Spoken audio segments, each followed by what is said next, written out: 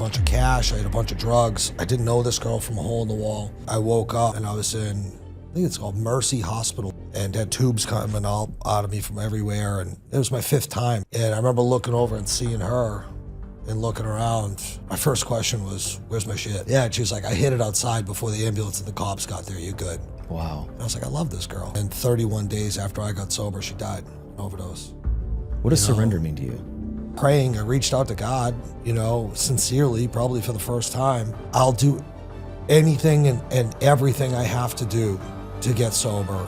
What skills did you learn in that time that you can't learn anywhere else? Starting a business at 23 years old and selling it for 115 million, I had no idea what I was doing.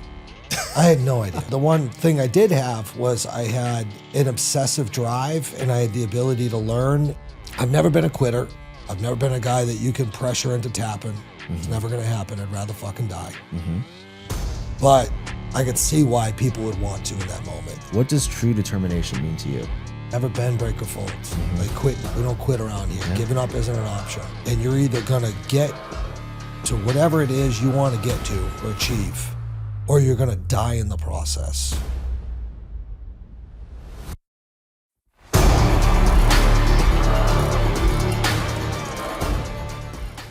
Eric Spofford, welcome to the Determined Society. Good to be here. Hey man, so glad to have you. I want to start before the money, before the treatment centers. I want to start with the 5th overdose. Take me to that room and what actually happened. The 5th overdose, I was in Portland, Maine. It was probably several months before the date I got sober, which is December 7th of 2006, almost 20 years ago. I had been staying I was at a halfway house, some backstory on it. I left the halfway house, it was my umpteenth time trying to get sober. And a guy had left and moved in with a girl, and I had come home drunk and got kicked out. And so I went and stayed with him. And for me, I'm an alcoholic, but at my core is drug addiction. And so alcohol very quickly turned back into drugs. I went out ripping and running. That night, I remember that somehow I had gotten a bunch of coke and a bunch of heroin, and I had locked myself in the bathroom of this poor girl's home, and was intravenously using cocaine. I was shooting up cocaine all night. And my friend who was at the halfway house woke up in the morning and was like, dude, you're a mess. You got to get out. You have to leave. I'm sorry. And so I ended up walking out, and it was early hours of the morning. And I had met this girl, her name was Lindsay Healy. And I think she sold me drugs, or I sold her drugs. I just met her on the street, and I called her, and she's like, yeah, come to my apartment. And so I went to her apartment at like 6 in the morning, and I was getting high, and I ran out of coke. And as I was running out of coke, I swallowed a bunch of Xanax to come down off the coke high. And I got impatient for the Xanax to work to kind of take me down off of, the fiending for the coke. And so I was in the bathroom, and I loaded up a dose of heroin, a shot of heroin, and that was the last thing I remembered. And so the mixture of benzos, Xanax, and heroin, I'm sure the coke didn't help, put me out. And so I went out, I overdosed. And at the time, I had a handgun on me. I had a bunch of cash. I had a bunch of drugs. I didn't know this girl from a hole in the wall. And I woke up, and I was in, I think it's called Mercy Hospital in Portland, Maine, and had tubes coming out of me from everywhere. And it was my 5th time, so it kind of, the drill by then. And I remember looking over and seeing her and looking around. And my first question was, where's my shit? Really? Yeah, and she was like, I hid it outside before the ambulance and the cops got there, you good? Wow. And I was like, I love this girl. Wow. And I ended up going on a 6-month kamikaze. Probably so it was maybe 6 months before I got sober, because that's when I linked up with her. That was the first day we were together. I stayed with her until the day that I got sober. So about 6 months later, and then 31 days after I got sober, she died of an overdose. Yeah, it was a real hell on wheels. Damn. So the moment, this is very interesting to me, right? The moment you came to in the hospital, where's my shit? And then you said 6 months later you got clean. So you continued using after that 5th overdose. Was any part of you scared that this might happen again, or just at that No, point I wished it would. you wished it would? Yeah, I was ready to go. Yeah, man. Yeah, the last relapse that I went on, I used to tell people, this is a kamikaze mission. At the end of this, you know, I'm probably dead. And I had just tried to get sober so many times. And the pain of addiction, especially late stage, right? After you find recovery, after you relapse, after you've done it multiple times, you just lose any hope that you're ever going to be able to make it out. And your life is categorically just miserable, consistent suffering. And so, you know, I would wake up, be in withdrawals, coming off drugs, be desperate for money, desperate for drugs, to get drugs just to not be sick, not be in withdrawals. So I'd be in pain and, you know, just sick and just miserable. And then I would get high, which would relieve all of those symptoms. But the second I got high, I would obsess about how I should be sober and, you know, I'm fucking my life up and all this stuff. So at the end, like even the drugs stopped working. Like there was no peace. In the beginning, at least the drugs got me high, and while I was high, I was having a great time. But eventually, you know, you kind of grow into late stage addiction and there's just no peace for you. And so I was just ready, you know. And I had no intention on getting sober until the day that I did. So is that what made December of 2006 different? So, you know, because a lot of times I like to ask, was it a moment? You know, was it a person, or were you just flat out exhausted? I think the fact that I took the governor off of my relapse and went 110 miles an hour, hoping that I hit a brick wall at the end of it, certainly helped, because it beat me up enough and exhausted me enough that the early morning of December 7th, that year, 2006, I was ready. I think I had been through enough at that moment, and it provided me this brief opportunity of a moment of clarity and surrender. Yeah. What does surrender mean to you? Giving up. Giving up all your old ideas, giving up, you know, everything that, all the conditions. People often put conditions on change, right? Yeah, I'll give up getting high, I'll give up drinking, I'll get on the diet, I'll make this positive change in my life when and if, and then there's all this like contractual agreements, like I need this and I need that, and you know, this, that, the other thing. Surrender for me in that moment was, one, praying. I reached out to God, you know, sincerely, probably for the first time, and had this core, I'll do anything and everything I have to do to get sober without condition. That's beautiful. So it stopped being a quid pro quo.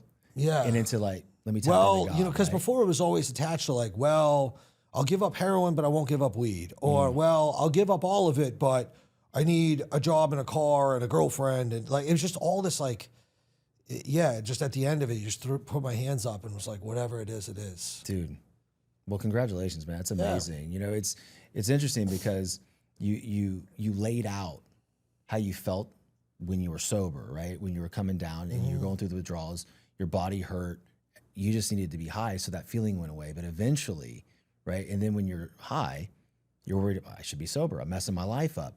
You were living a double-edged sword, this cycle for so long that it's truly incredible, man. Yeah. It really is. You know, so you were 2 years sober, right? Let's fast forward a little bit, 2 years sober, and you get your dad to back a loan for a house, you know, and there was going to be 11 other addicts in there with you trying to get clean. What made him say yes? I don't know. It's probably a bad idea. It actually wasn't, though, right? It didn't end up being a bad idea, but if you looked at my track record of how many times I'd gotten sober, relapsed, built my life up, and destroyed it again and again and again, you know, it's probably against people's better judgment to do that. But I think he believed in me. You know, there was a moment where my dad's perspective, because I had broken the man's heart so many times. I had promised it was going to be one way and then went back the other way over and over and over again. And he was my whole world. He was my guy. He raised me, you know. Loved my dad more than anything on earth. And when I celebrated a year sober, I had a home group in a 12-step meeting. It was a men's meeting. And I invited him to come down. And for the first year, he didn't really want too much to do with me. Like, he kept a healthy distance, you know? Like, I'd heard him so many times that he just, you know, I don't blame him. But when I put together that year of sobriety, you know, there's a lot of traditions in recovery and 12-step culture. And so, you know, you typically, let's call it share the meeting, which you tell your story, and then they celebrate you and they present you with a metal coin. It's just 12 months on it. And I invited my dad down to that meeting. And my dad sat in that meeting with me in this old mill building in this meeting hall that was in a state-funded detox center with like 50, 60 other guys. And I shared my story with my dad sitting there. It was the first time he ever heard me tell my story of addiction, but more importantly, my story of recovery. And then he listened. The second half of the meeting was the testimony of all the men who had been there, and a lot of them sober for 10, 20, 30, 40 years even, about what they'd witnessed of me over the last year. Wow. And so I don't think he ever, at that point, would believe anything I told him. But when he heard it from all these other guys that had no reason to lie, I think that moment was he started to believe in me, and it unlocked the path forward to a meaningful relationship with him. And then after that, he saw how passionate I was about helping people prior to ever getting the sober house and all that stuff. And so, you know, he bought in. There was proof then, right? There was evidence that you were on the right track and that potentially you wouldn't break his heart again. I mean, you're a dad. I'm a dad. I have 3 children. How many children? 3. 3. Could you imagine the pain that he must have felt? You know, just I can't. Yeah. I think about it all the time. My oldest son's 15 now. And when I was 15, that's the year I got on serious drugs. Yeah. And I look at him, and he's such a good kid, and he's nothing like me. You know what I mean? He's still hasn't drank or smoked, to the best of my knowledge, but he grew up with me in recovery, and others that are close in his life, and he's seen how positive sobriety can be, and he's seen the effects of drugs and alcohol. So luckily, he's made good decisions so far. But I look at him, and I'm like, I couldn't imagine.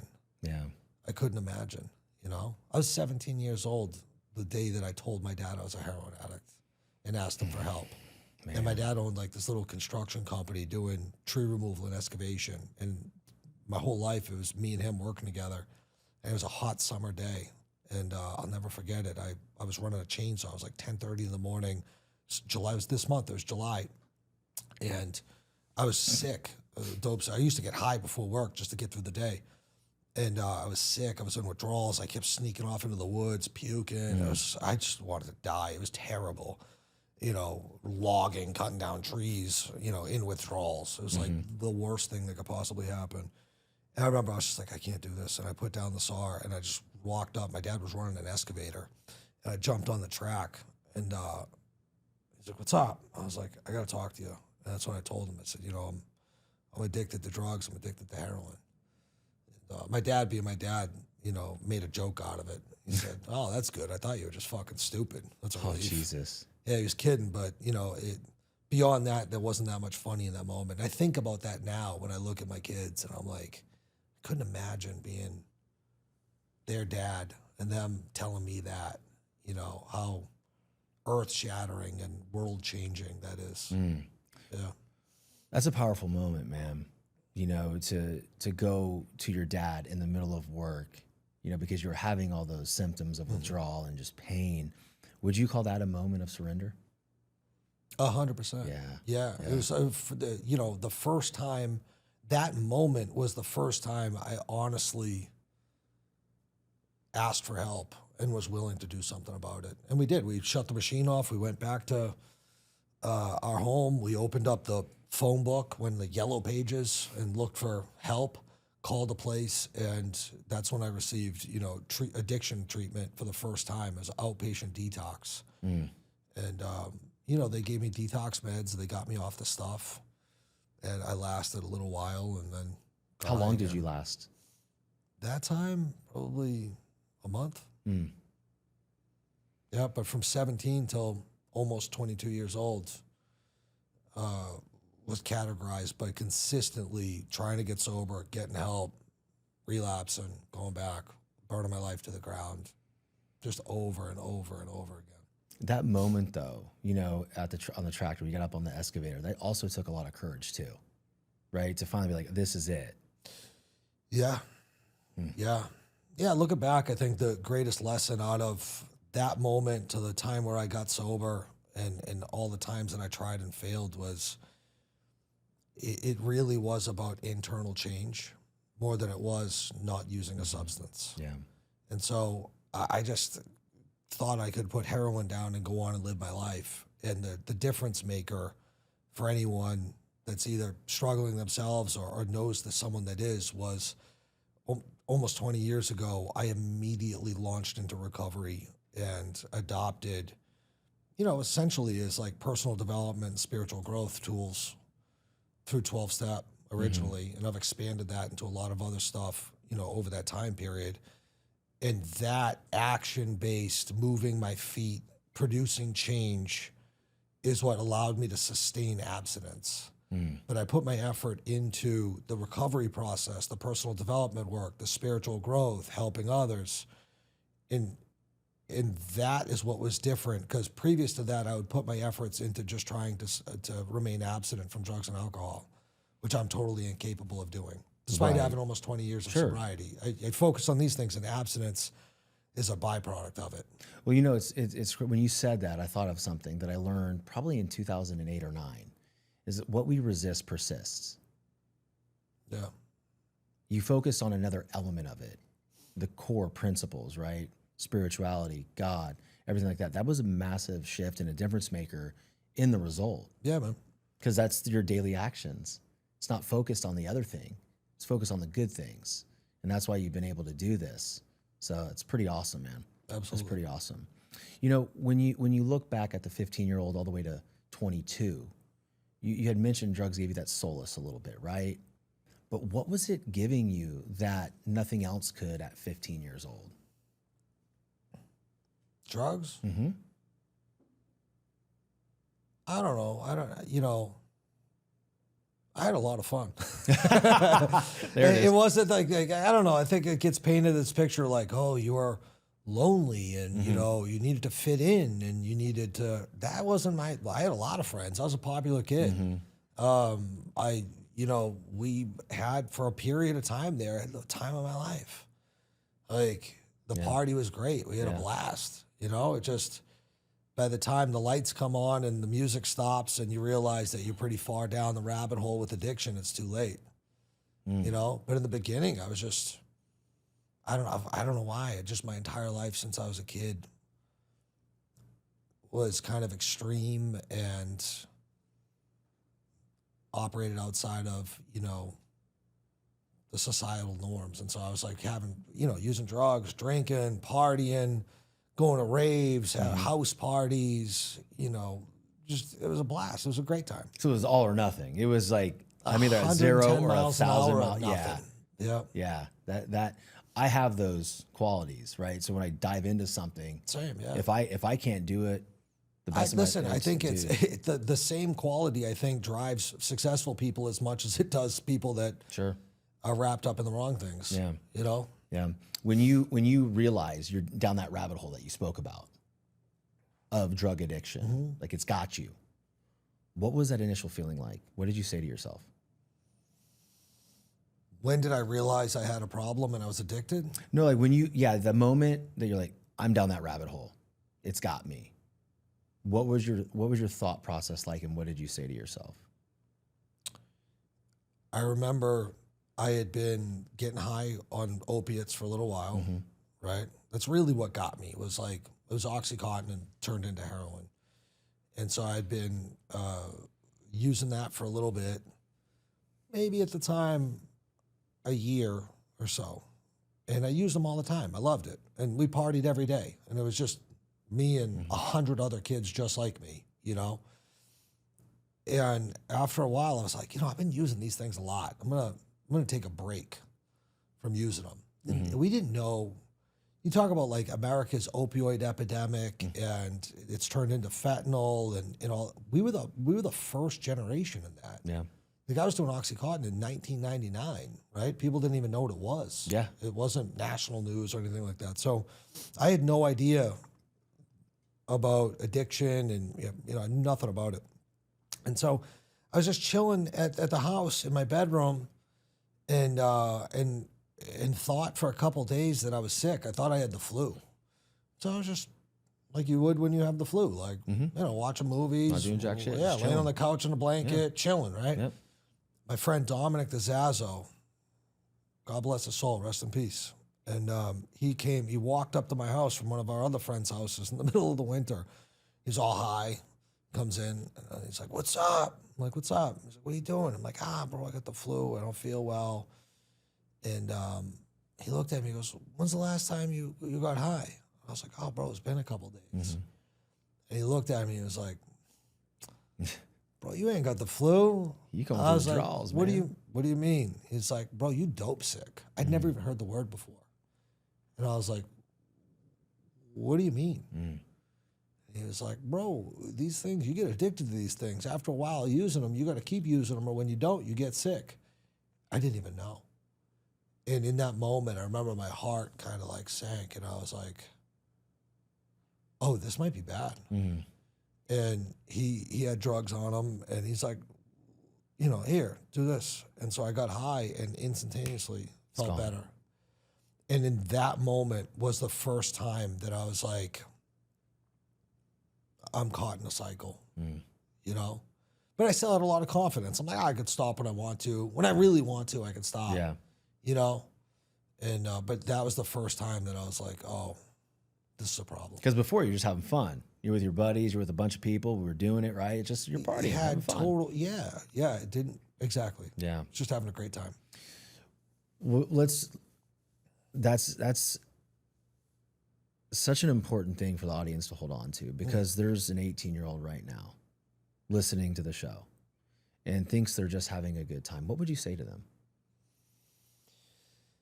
Oh, man. When I look back, I think an easier way to frame that is like, what would I have said to myself back then? And some of the stuff that I believe really hurt me, and it's just a part of being young, was I thought I was Superman, and I thought I was invincible, and I thought I couldn't get hurt. And I don't know. I didn't pay much attention to the future. Yeah. Like the idea of growing up and becoming an adult and what my life would look like, and it like wasn't even a thought. It's too far out. It's too, yeah. And, I just point them in the direction of looking and understanding that this isn't just like no big deal in your youth. You can do this and do that and you'll deal with that later. Like what you do from 14 to 18, right? Or 14 to 21 even, is the foundation for the rest of your life. Like most people really set the course of the trajectory of their life as a teenager. It's kind of like pulling the bow and arrow back and pointing in a direction. And then when you hit an adult, you let it go. Boom. And that arrow's ripping in one direction. And once that arrow rips, it's very, very difficult to change course. I think that's what a lot of people don't respect enough, is how challenging change actually is and how few people actually achieve it. I look back at my life. I talk about this a lot because it means a lot to me. And I think about them every day, even though it's kind of morbid, but I think about like that time period of being young and having all those friends and not a care in the world. And we used to have a lot of parties at my house. And, my room was the basement, the underfloor of the house up north. And we used to open up these two doors, these bulkhead doors, to go to the backyard. And we'd run speaker wire out to these giant speakers. And we'd have kegs. We'd have keg parties. Yeah. And we'd have boxes, like big box, 50-pack boxes of Philly blunts. We used to break those things open and roll up the blunts. And we'd have, Biggie Smalls and Tupac and, all the bumping on the big speakers, and we're drinking beers and taking shots and smoking blunts, and there's politics happening and deals happening. And And I remember the parties, and we did this hundreds of times, and I can visualize it. I can like walk through the party and see all these people that were like family to me that I loved. And I think almost every single one of them, with only a few exceptions, is dead. And damn, you know what I mean? And I'm talking 16, 17-year-old kids, good kids, great kids.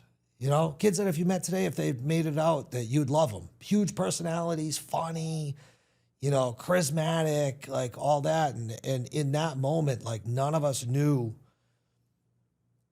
what I know now. Like we were totally ignorant to what was actually happening in that moment, was the breeding ground of America's suburban opioid epidemic and an overdose death rate that would be the black plague of our generation, and it would kill it off. Like I say with a straight face, very factually, that almost every single person I grew up with is dead, and most of them died of overdoses, and very few of them made it out.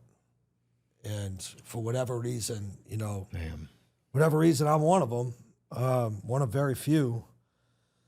But so, bringing to answer your question, bringing the realities of the future and trying to have a sober conversation with a young man, and to the extent that you can get them to understand that. That's beautiful. Because nobody was aware of what the future was going to look like for any of us. It's a sad story, and it's heartbreaking. Beautifully articulated, though, right? Because you don't know what you're building for the future. And as you said, from 14 to 21, or whatever the age is, I think you said 14 to 21, you're pulling back the string on the bow and arrow. And once you're an adult, you let that thing go. And that's the trajectory of your life. It's what you know. And I don't think kids are thinking about it like that right now, right? They're looking at it as we're having fun. I've had someone very close to me, one of my baseball players, take a quarter of a Percocet. Yep. He had an arm injury, and it was laced with fentanyl, and he died. Yep. It was 3 years the other day. Frequent story, man. Yeah, man. It's too common. One of the closest kids to me that I've ever had. Yeah. And I still talk to his parents all the time, and it's heartbreaking. I can't imagine going through something like you've gone through, and can honestly say that very few people from your childhood are still alive. Now, we all know that as we grow up, we lose touch with people, we go in different routes. But to know that they didn't make it out, and here you are, and you have a chance to make an impact, and you've done that. Yeah. I think those people, I think about them every day. And, I'm 41 years old, and all of them are either, we lost some as teenagers, and we lost a lot in our 20s. And by the time I got to my early mid-30s, it was over. There was no one left to die. They were all gone.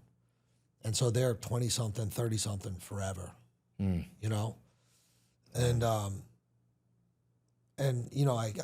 they're a big motivator for me. I don't talk about this part of it a lot, but I think about them morning, day, and night. I take them with me everywhere I go, and I do a lot of the stuff that I've done throughout my life in honor of them. That's amazing. That's amazing, man. Yeah, I miss them. I bet. But you're honoring their memory. You took the accountability, the responsibility, and you've helped so many people, dude. Yeah. So many people. And everybody always talks about what their purpose is, or how do they serve people? How do they do what they need to do? And I think it's truly taking who you once were and helping those people. You did that. Yep. Let's go to the recovery houses, right? 1 to 15, 300 employees, and then a 9-figure exit. Yeah. What skills did you learn in that time that you can't learn anywhere else? Oh man, one of the greatest secrets about that story of starting a business at 23 years old and selling it at, God, how old was I? It was 4 years ago. I was 37 maybe, 36, for 115 million. 13 years later, is I had no idea what I was doing. I had no idea. I didn't have a fucking clue, not one. And the one thing I did have was I had an obsessive drive, and I had the ability to learn and find resources that I needed and figure it out. And so every step of the way, I had no idea what I was doing. My father was like, "What are you doing? You have no idea what you're doing." He's like, he told me not to do it so many times. Right. I was like, "I'm going to start this giant rehab, and we're going to take insurance, and we're going to help people, and I have to sign for these big loans, and this, that, the other thing." He was like, "Don't do that. Yeah, don't. What are you thinking? Yeah, It's a bad and, idea. So I developed every skill set, through that process, and everything even since then turned me into a well-rounded businessman and entrepreneur. And there's not a corner of business that I don't speak fluently. Everything from, I had to learn everything, business basics, operations to finance to accounting to marketing to sales to IT to human resources and then at every break point, right? Like running a business as a solopreneur with a couple sober houses, I'm got the checkbook every month, doing the bills. I'm, doing it all myself, to hiring my first employee, that poor son of a bitch. For any business owner, if you remember your first employee, right? Yeah. Feel bad for that guy. To, the business growing by sites, by services, by size, by employees, by clients, by revenue. There were so many break points and plateaus that in order to get from here to here, I had to recreate my knowledge base, my skill set. I had to learn, because what worked at this level breaks at this level. Yeah. Over and over and over again. It was a story of relentless work, but also relentless self-education. Dude, there's so much power in that, though. Yeah. Right? You could have people there to consult you and do it for you, but you don't learn anything. And the other thing, I don't think I actually had the people to do it for me. That's what I'm saying. Yeah, I had to figure it out. Yeah. I mean, when you do something completely different than anybody else that in your circle has ever done. Yeah. For instance, what I'm doing, I don't have anybody in my circle that's done this. I had to figure it out. Me and my wife. And we're growing. We have a team now. I've got support, but I know what it looks like on the other side at the beginning. Right. And the other thing that I know you possess, one thing you didn't say is you're also the first patient of one of your sober houses. So you have that patient perspective too, which allowed you to understand truly what these patients needed. Yeah, man. It's amazing. What does that do to you? You're the boss, but you're also a patient. How does that sit? I wouldn't consider, I lived at the sober house kind of more as the house manager than I would say a patient, but I had been a patient to many rehabs and a client to many sober houses prior to that. So I had a lot of lived experience sitting in our clients' shoes, right? Not a lot different between me and them except for time and work, Yeah. And so I don't know that I fully understand the question. Like, what did it do to me? I don't know, man. The business for me was very relatable. Like, I understood what they were going through. That's and so awesome. It made me, I think it gave, I guess I would say that it made me impactful in a way that a lot of other people may not be able to, because I could relate with them at a deep level of lived experience. Yeah. I know what it's like to show up with, your duffel bag moving into a halfway house. I've done it 20 times. Yeah. Right. I've been in detox, taking medication and coming off another relapse filled with shame, regret, remorse. Like, oh my God, can't even look at yourself in the mirror. Done that plenty too. And so, being able to sit down with the patients and be relatable. And, you come in and you don't look like one of them because you've been sober for a while and you cleaned up. But then you start telling stories and you can earn their trust through the credibility of the stuff that you've been through and your experience very quickly. And then you kind of are able to get a hook into them, and you're someone they'll listen to. What are you up to now? You're mentoring entrepreneurs? Yeah. You're writing books and I have a portfolio of businesses in real estate that I oversee and manage with a team. So we have a couple treatment centers, one in Ohio, one in Pennsylvania. Got real estate assets all over. Got reintegration, sober living business in California. I got construction-related companies. I'm developing real estate, building 100 units pretty soon up in New Hampshire, mixed-use project. And so I got my hands full. So you're back in the facilities and construction. How do you keep all it straight? Great team. That's awesome, man. Yeah, good people. Good people. What part of business and building business and scaling them do you enjoy most? Say it again. What part of the business and scaling them, no matter what vertical you're in, what do you love most about all that? I think real entrepreneurs are very similar to artists in a way, where like having this idea and then working hard, putting together a team, bringing in resources, taking a big risk. And then there's this moment where you sit back and it all comes together and you're like, wow. You know, I remember when I just was laying in bed one day and thought that, you know what we should do? I have an idea. This would be great. And then, you know, when it all comes together and it's executing the plan and it's successful and you've created economy, you've created jobs, you're helping people, you get to lead a team, you get to work side by side with really cool people. That's my favorite piece of it. That's pretty awesome. That's all about leadership. Yeah, you know what absolutely. I mean? It has nothing to do with you. It has nothing to do with your pocketbook, your bank account, nothing like that. Yeah. Or an exit. It has to do with being a giver and helping somebody else along in their career. Can you think of anybody that you've ever employed, right, that's gone through your companies and you've seen them grow from the very beginning, maybe even out of addiction, and then turn into someone completely just unstoppable in their careers? Oh, man, I have so many examples of that. I mean, even my right hand at work now, my chief operating officer, Lori, she started with me. She oversees all of this, by my side as my number two. And she started as my executive assistant more than 7 years ago. Damn. You know, now she's chief operating officer. I had, during my career or time spent at Granite Recovery, the business that I built and sold, we had countless people that came in as patients that I had them in group. I was running recovery groups with them. I remember them. And then I've gone off to do tremendous things. Many of them in that business, many of them outside of that business, but had the privilege and the honor and opportunity to watch them come up. You know, we had at one time most of the executive directors, the people running the various facilities, as well as the mid-level management, the operations directors, the director of case management, these roles were all people at that business that at one time had been patients. They were all alumni of the program. And so that was one of the special sauce pieces of it, was like you would go in there and talk to the person who's running the rehab you're at, and like, you don't know what this is like. And they're like, I got sober here. I slept in room 7. Like, you know what I mean? Now I'm running the place. I know exactly what this is like. Yeah. You know? So absolutely. that's been a really cool part of the process, is watching other people grow. It's got to make you proud, man. It's got to make you proud to see somebody come out like that and become a COO. Yeah. I mean, that's sick. Yep. You know? Damn.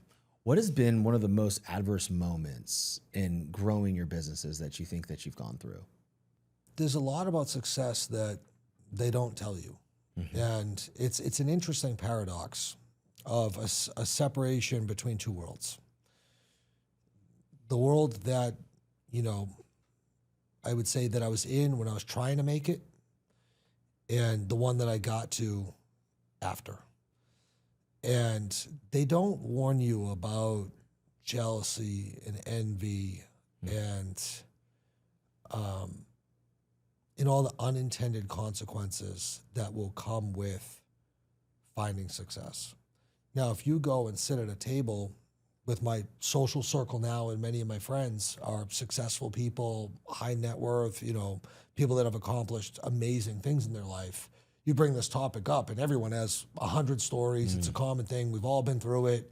We're relatable to each other. But until you kind of walk through this valley, across this bridge of what it was to what it is, you don't meet those people. And you get stuck between two worlds. You're leaving this one. You've outgrown the world that you were in, but you haven't quite grown into the world that you're about to fit into, and you're stuck between two. That process for me was incredibly painful, because I've never, and still don't, no matter how much money I've made, the assets I've bought, the things I've owned, the attention that I've got, whatever it's been, I've never thought of myself as any different as every other single person that I've ever met. Like, I'm just a guy, but having the realization that they felt differently about me. and starting to have the stress and tension in those relationships. And like you go out and you work your face off, you take on all that risk, you give it everything you've got, and you go out. And I remember the first exotic car I bought was a Lambo Huracan. Mm-hmm. And I got the car, and this is in New Hampshire. There's not a lot of Lamborghinis driving around New Hampshire. Yeah. Not a lot. And I remember like taking it and I remember like showing people, and like I was like, oh, this is not the reaction I expected. Right. Isn't that crazy? You know, like, yeah. Oh yeah, man, that's cool, nice, man, yeah, cool. And like you're like, oh, got it. You're really not that happy for me. And that amplified itself on a large stage. I can relate to this one. Yeah. All right. So it's always cool when you first start because people can still relate to you. Once you get to the middle part and you're crossing that bridge, that valley, and you start to get over an inch your way over here, yeah, that is the most lonely part of the journey. That is hard. It is painful. And nobody talks about that. You're right. They don't talk about where you were or where you're going, but they sure as shit don't talk about the middle. That middle is unbearably lonely. Yeah. And painful. Mm-hmm. I believe it's one of the reasons a lot of people tap out and quit. Yep. And they go back to, they retreat. They retreat back to the guys in their softball league and their Bud Lights and, yep. Their Sunday cookouts. I remember this moment. I had bought this big mansion, 15,000 square foot house. And there was a period of time in my life where I was like very hungry and very driven, and I wanted everything. Mm-hmm. And so I'm sitting in this giant mansion, 6-bay car garage, and all these cars in it. And it's a nice Sunday afternoon. It's years and years ago, about that time period. And I remember looking on Facebook, and there were all these people that were part of that world that I love to death. I really care about these people. Mm-hmm. And I see them, they posted pictures like later that day. And I had just been like kind of sitting around bored, not doing a lot. And they had like a cookout or something. And I was like, maybe they just forgot. And so I like remember like gently being like, oh, you guys had a little cookout. Oh yeah, man, yeah, we had a cookout. Yeah, sorry about that. It was just kind of last minute. Exactly. There's like 50 people there. Exactly. Last minute. You popular forgot about you. You had everybody there, yeah. And that was, I remember that standing out, and that felt like a fucking knife in my heart. And that stung. And I was like, got it. But I had nowhere else to go. Those were the only people I had. Mm-hmm. So I was like left with nothing. And I've never been a quitter. I've never been a guy that you can pressure into tapping. Mm-hmm. It's never going to happen. I'd rather fucking die. Mm-hmm. But I could see why people would want to in that moment. Oh, like 100%. that was like heartache. Like, it was incredibly painful. And I didn't know at that time that I would eventually make it through to the other side to a world where I have the best friends that a guy could have. I have the most amazing Rolodex and network and friend group now that, like they say, it's lonely at the top. I love saying this. They say it's lonely at the top. No, it's not. Yeah. I met the best people on fucking planet Earth once I got there. It's lonely the journey to get there was treacherous, Mm-hmm. hard, difficult, painful, and lonely. It was miserable. Yep. But once I got there, it wasn't lonely at all. I'm not lonely one bit. But That's getting amazing. here was terrible. Dude, I'm telling you, man, like there's countless times Yeah. where I've gone to check in on somebody, no text back, no call back. Yeah, man. Hey man, checking on you. Oh no, just you're big time. What? Yeah. No, I'm but that's the hurtful part of it, because they just assume that we've changed. We're the same person. This is just our job. It's not who we are. Yeah, no, I don't think the money changes you. I really don't. I think the process itself changed me. Like at that moment, I had all the money, but I was still the same guy. Mm. I think the process of the heartbreak and everything you go through changed me into a different person. Yeah. It wasn't the money. Yeah. Like they talk about, the 1%. It's like we're not like avoiding the world because we don't like you. Right. We're avoiding a lot of that, and we operate, and stick to each other because you guys aren't that nice to us. Mm-hmm. And so there's a lot of jealousy there, right? Huge. But at the end of the day, like everything else, when shit hits the fan, you got to find the positive in absolutely everything. And I look back at the moments like you're talking about unreturned text messages, or some major thing happens in your life, which has happened in my life many times. And you look around and you're like, all right, we're about to find out who our friends are, you know? Yeah. Who's still standing. And you find out who people really are. And that helped shape a lot of my world, a lot of my relationships. And it's funny, you know, when the shit happens, like, who's standing with you? A month, 2 months, 6 months later, the dust settles, everything's cool, everyone sees everything's fine, it's back to normal, and people are like, oh, hey, man, you know, it's like, nah, motherfucker, I remember. Yeah, I remember. You know? I won't forget. Yeah, we're cool. I'm not going to bring it up, but certainly didn't miss that. Not going to be vindictive either. But no, not at all. But I know if you ride with me or not. 100%. And that's the hard part about it, right, is finding your people. But again, I keep saying the middle. It's just because it resonates with me so much. And for the listeners, you know, and the people watching it, they might be going through that too. There's a shift, a journey that, you know, when you excel, you're gonna leave people behind. Not because you want to, because they're not giving you a choice. Yeah. Yeah, no, you know, as you grow and they don't, this gap between where they're at and where you're at becomes bigger and bigger and bigger, and it becomes harder and harder to manage. Mm-hmm. And unfortunately, it's impossible at this point, I believe, to drag them along with you. What do you think is the biggest misconception from, you know, people in the past? It could be anybody's past. The biggest misconception between what they think about people that have reached your type of monetary success or financial gain. What's the biggest misconception about people like you? That's a great question. What I was guilty of, and I see in so many people, is they believe that the money and the material stuff is going to be different and have a different impact than it really will.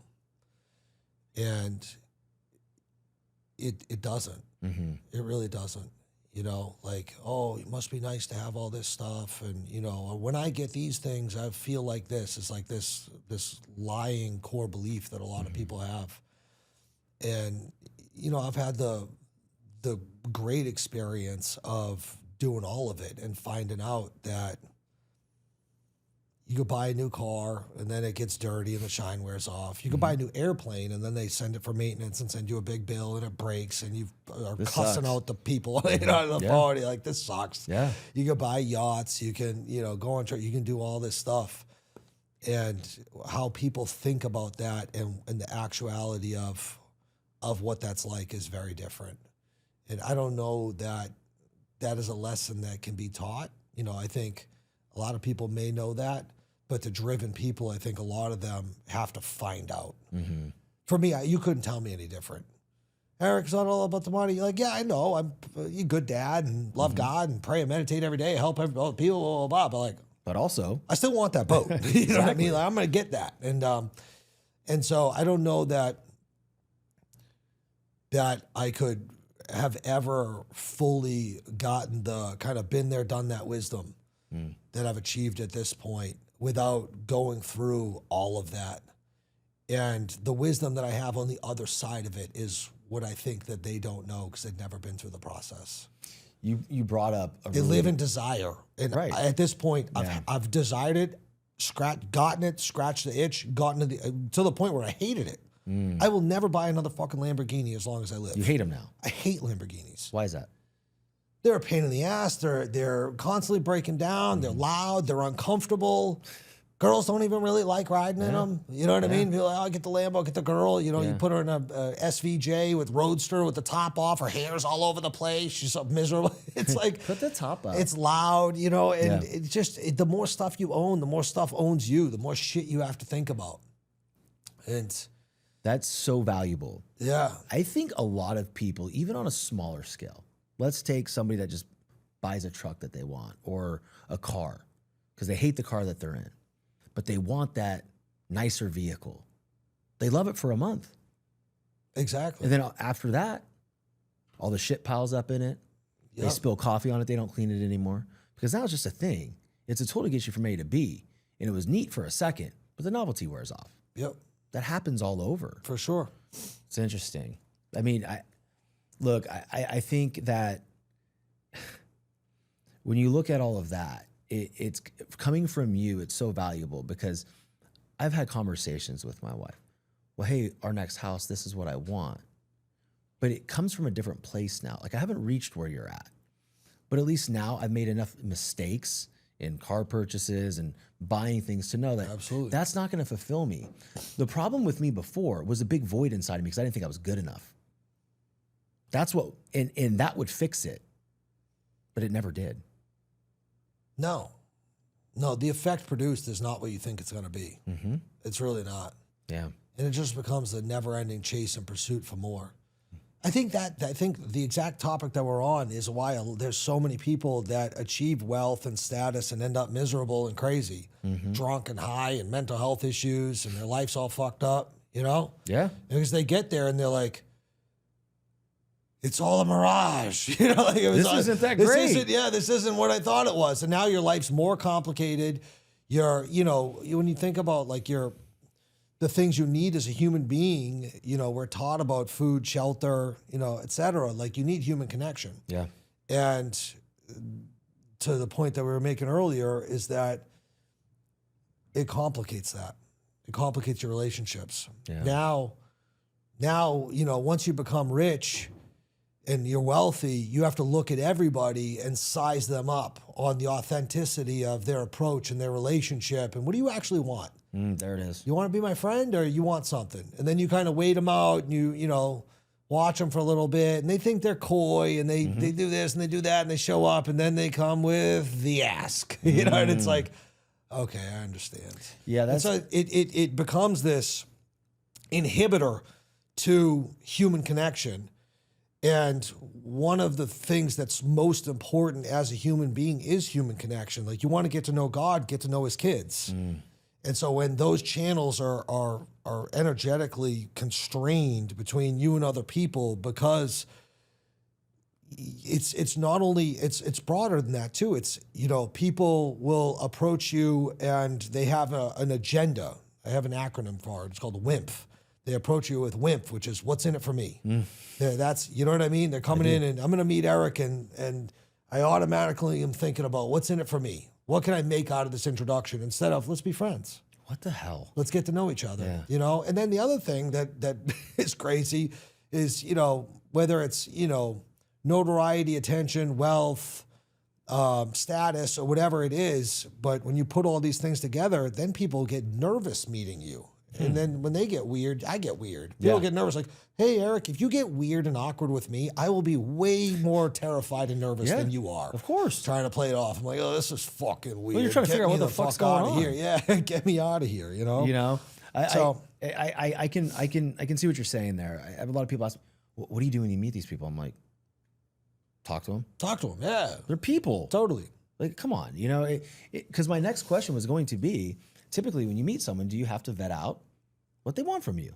And you answered it. And I think everybody at some point that even reaches some perceivable success greater than where somebody else is at, you're always open for that.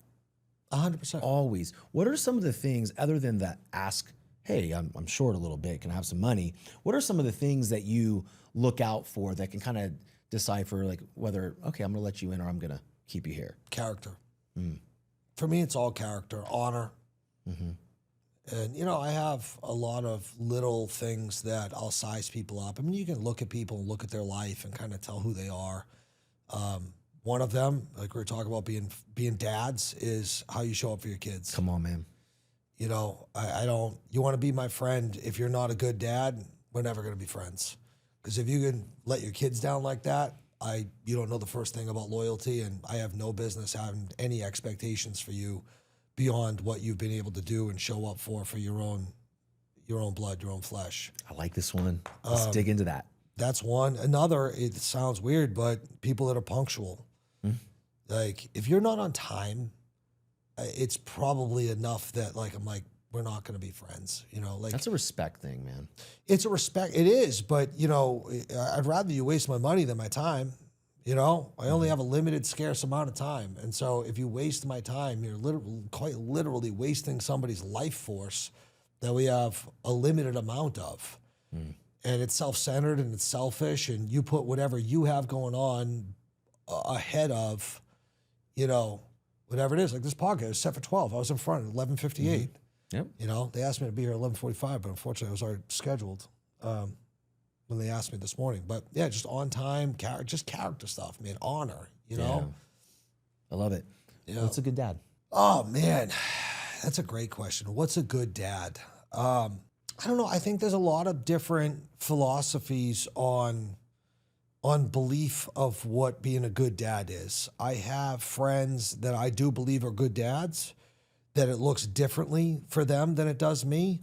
They believe that a dad is, you know, the time is meant to be more potent with their children and intentional, and they're going to learn by how you live, and, you know, they live an honorable life and hard work and success and that. And like, I don't, you know, I can get with that. That's not my style of being a good dad.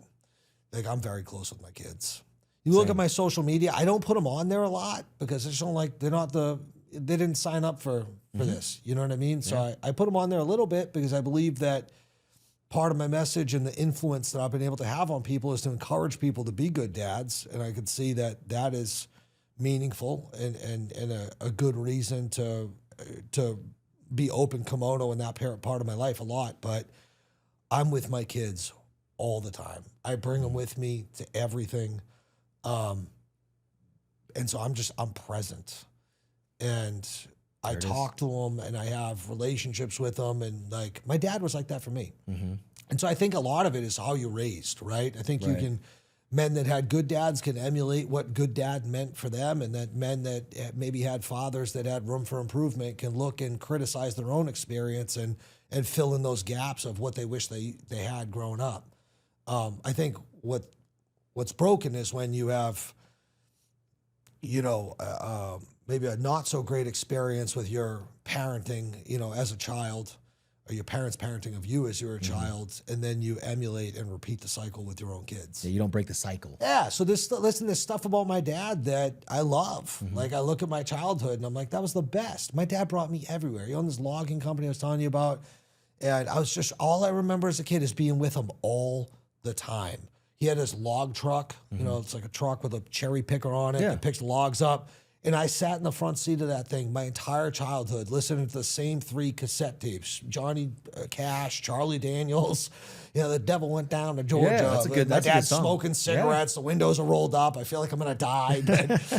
But you know, it's that for me. And so I'm very much like that with my kids. My oldest is, you know, we're wrestling, we're playing around. He's at the gym lifting weights with me. We're, you know, spending time together, going to do this, going to do that. I have my 4, almost 5-year-old boy. You know, I'm with him. I bring him with me everywhere. Like, he's known. Everywhere I go, he's known. And then I have a little baby girl, and she's 6 months old. And, you know, I spend a lot of time with her, too. That's awesome. Yeah. So just being present and showing up the best you can for me. I would agree. You know, it's not about the discipline. It's not about the sternness. Like, you're going to learn to be a man. That's how I was taught. Yeah. And I love my dad. You know, he's done a lot for me. He taught me what hard work is and how to go chase something that you really, really want. You got to put the work in. The presence for me as a dad is so much more important. I need to know that my kids can really feel the fact that I'm there for them. And when it's their time, if I'm home, it's locked in on them. And that they can trust me with whatever they tell me, and they know that I'm listening. Yep. It is so important for your kids to feel seen. See, I have one son who's 12, and then I have 2 daughters. I got a 7 and a 9, and different deal. It is because, you know, of course I have both, but like, you know, girl dad, you know, this wrist is Alina's. Well, I'm sorry, this is Mia's, and this is Alina's. Yep. And, you know, it's always a reminder that I need to be there for them. And of course I always need to be there for my son. That's my dude. Love him. Love all my kids. But it is different with the girls.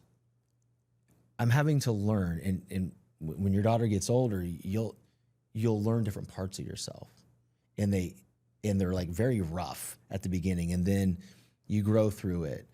It gets really hard when there's 2 of them in the house and they're around the same age and they're fighting everywhere because your caveman comes out. Yeah, and it's like, yo, but it's a beautiful experience, man. It softens you a lot. I'm looking for. I'm a new girl dad, but You're gonna love it. You're gonna love it. probably one of the things I'm most excited about in my life now. Yeah. Yeah. No, it's really cool, man. Fatherhood's a great thing. I love to ask that question because we've talked about your kids a little bit, and we talked about parenting. There's new fathers out there Yeah, man. that don't know what it's like to be a good dad. Or they think that the way that they were raised, like you said, is how they are supposed to parent. I remember before I had my son, I thought that, well, my son just got a line, I'll just pop him one, like I was. Yeah. That right? And it's like, I'm gonna whoop your ass. Try me. Yep. And then you hold him for the first time. You realize there's no way in hell I'm ever putting a hand on you. And that is powerful because that's called the breaking the cycle. That's what a good dad is. So for new dads out there listening, run your own race. Be your own good father.